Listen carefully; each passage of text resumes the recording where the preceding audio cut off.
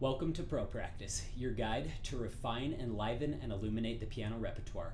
I'm Josh Wright, and today we'll be revisiting an old ProPractice series, the ProPractice Technique series, as I recently had someone email me and ask me to do a video on chromatic scales. I did all the major minor scales, arpeggios, triads, and 7th chords, but I never did our chromatic ones. So I figured we'd go through and do this today. I'm going to give you a unique way to practice, just like I did on the other videos. And since there's no like chromatic arpeggios or triads or anything like that, I thought we'd get creative and just do a bit of this Philippe exercises for the independence of the fingers, which deals with chromatic 7th chords. So we're going to...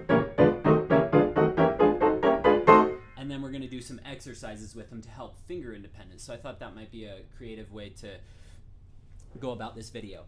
Let's go over the basic fingering first of all in each hand. There are several different types of fingering for chromatic scales, and we're going to go through two different types. One of them utilizes the fourth finger, one doesn't.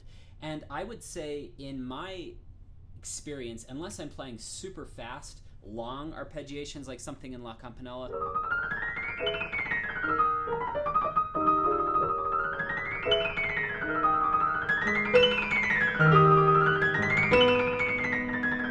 something like that, I'm not going to usually use the 4 as often. I'll usually just stick with the 1, 2, and 3 fingering that I'm about to go over with you. Okay, so let's go over the right hand fingering. What I like to do, some people like 1, 2, 1, 2, 1, 2, 1, 2, and then 1, 2, 3, because you have to use that there, and then 1, 2, 1, 2, 1, 2, 3, 1, 2, 1, 2, 3. I like personally 1, 3, 1, 3, 1, 2, 3. So you can choose out of either of those. Again, what we're trying to do is we're trying to minimize motion. We're not going to want like these like big flat fingers, you know, like lifting up super high. You can practice high fingers, but we're not going to want that because when we're trying to go fast,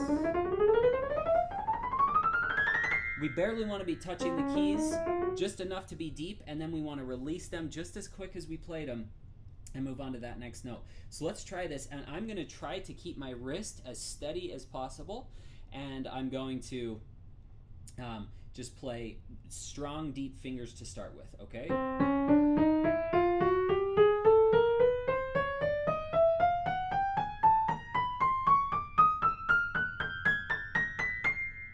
I guess we'll come back down there. I should have started one octave lower.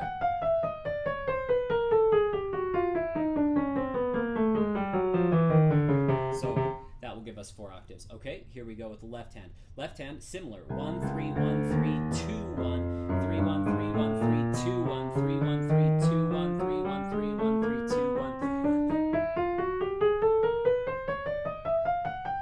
And at the top, 2, 1, 2, 3. And here, I'll say it going down. 1, 2, 3, 1, 3, 1, 3, 1, 2, 3, 1, 3, 1, 2, 3.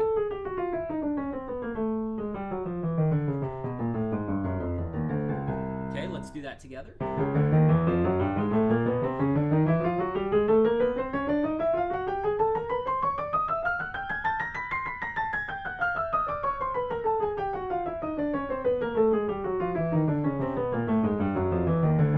I love chromatic scales because when you're doing them really relaxed, they just feel like butter under your fingers. It just feels so smooth and very relaxed. I will say that sometimes it's easy to let tension creep in. So like in La Campanella, this is actually, for me, I know this sounds super amateurish, but for me this is like a high maintenance passage. Because sometimes if I'm tense, it can happen. So I have to consciously... And also, getting that even. Sometimes I clump when I start using 4. Before we end the sample here, we're going to do the unique practice way. So what I would say for the unique practice way, this is very easy to do. We're just going to practice in thirds and sixths and tenths.